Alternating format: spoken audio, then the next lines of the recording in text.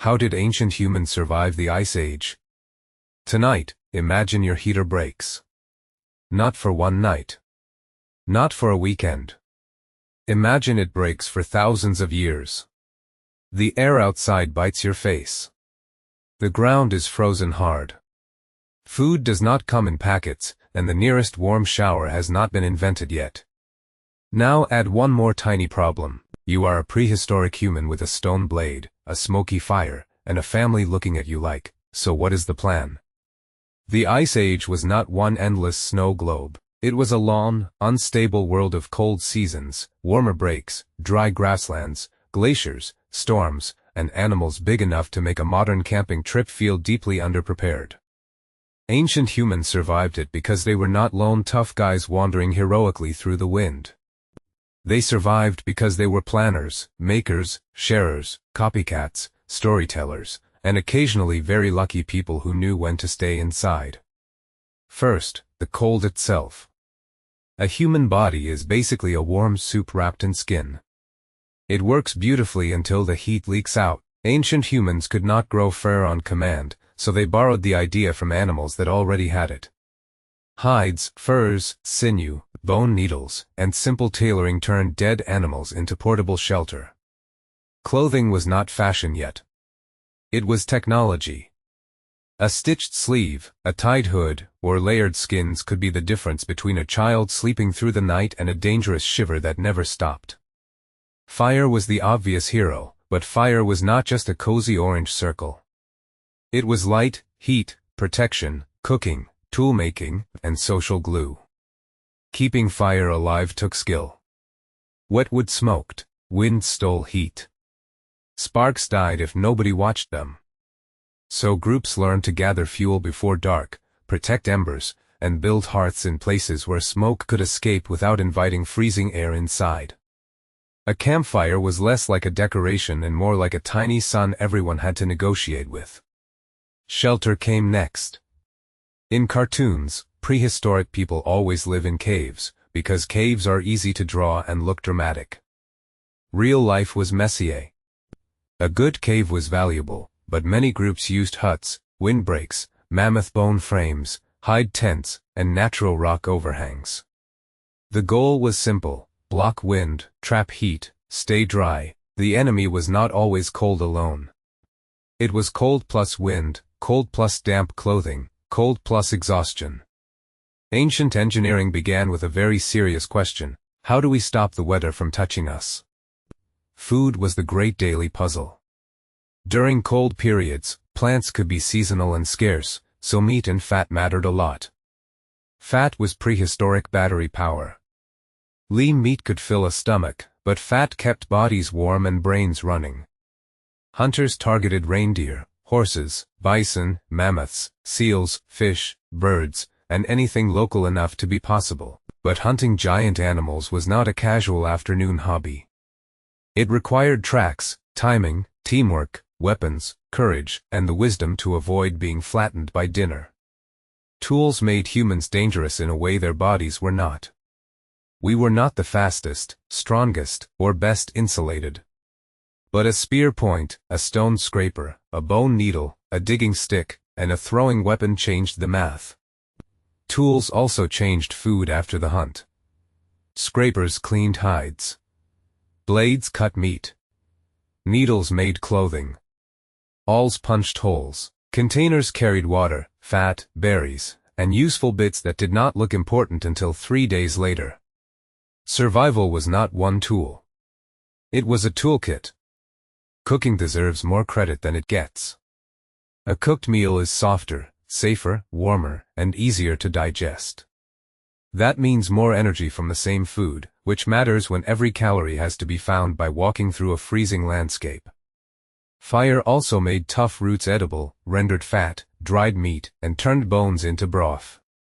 Bone broth may sound like a modern wellness trend, but ancient humans were already looking at bones and thinking, there is still lunch trapped in there. Water was strange in the cold. Snow was everywhere in some places, but eating snow steals heat from your body. Ice could be melted, but that required fuel. Streams could freeze, and clean water still mattered because sickness did not take a holiday for the Pleistocene. Groups learned where water moved under ice, where animals drank, where snow was clean enough, and when melting ice was worth the fuel cost. Finding water was not a side quest. It was a daily route drawn into memory. The Ice Age also rewarded movement. Ancient humans followed herds, seasons, coastlines, rivers, and plant cycles. They were not randomly wandering. They were reading the land. A valley might be good in spring, useless in winter, and dangerous during storms. A ridge might expose tracks. A river might lead to fish, stone, wood, and other people. Knowing where to go was inherited knowledge, passed through stories, gestures, scars, and the quiet confidence of elders who had already made the bad mistakes. Other people were the most important survival tool of all. A lone human in deep cold is fragile. A group can share warmth, food, watch duties, childcare, repairs, and memory. Someone can hunt while someone else gathers fuel. Someone can stitch while someone watches children. Someone can remember the cave beyond the ridge. Cooperation was not a moral slogan. It was practical math. If one person failed, the group could catch them. If the group failed, winter got a vote.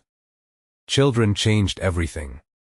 A baby cannot outrun a storm, carry fuel, or politely decide not to need food today. That made Ice Age parenting intensely social. Mothers, fathers, grandparents, siblings, and unrelated helpers all mattered. A child who learned which berries were safe, how to stay near the fire, and why not to poke the sleeping hunter with a stick was a future adult. Childhood was long because humans had too much to learn. Culture was the real inheritance. Predators were not background decorations.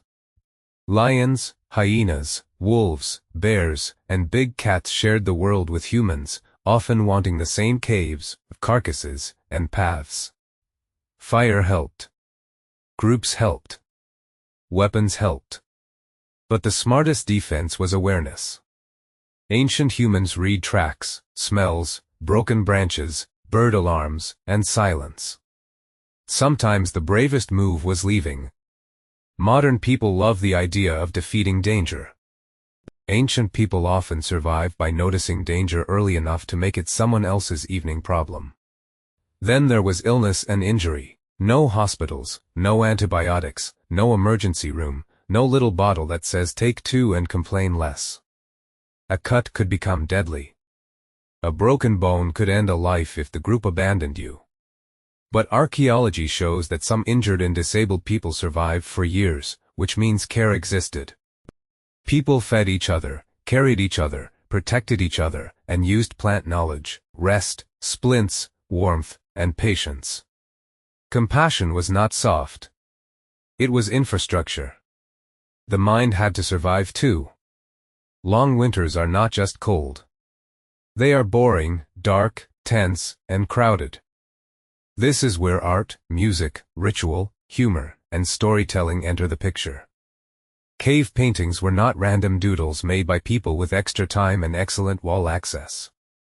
They were part of how humans remembered animals, shared meaning, taught attention, and made the world feel less chaotic. A story around the fire could carry a map, a warning, a joke, and a reason to keep going. The biggest secret is that ancient humans did not conquer the Ice Age by being separate from nature.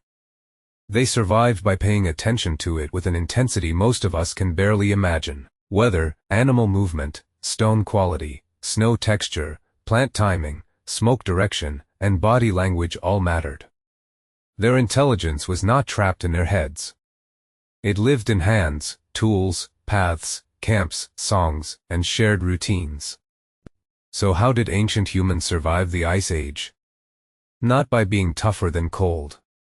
Cold does not care how tough you are. They survived by building little pockets of warmth inside a brutal world. A fire in a cave. A stitched hide around a child. A spear carried by a group. A story that remembered where the herds returned. A meal shared before sleep. The Ice Age did not end because humans defeated winter. Humans endured because, together, they became very good at making winter slightly less in charge.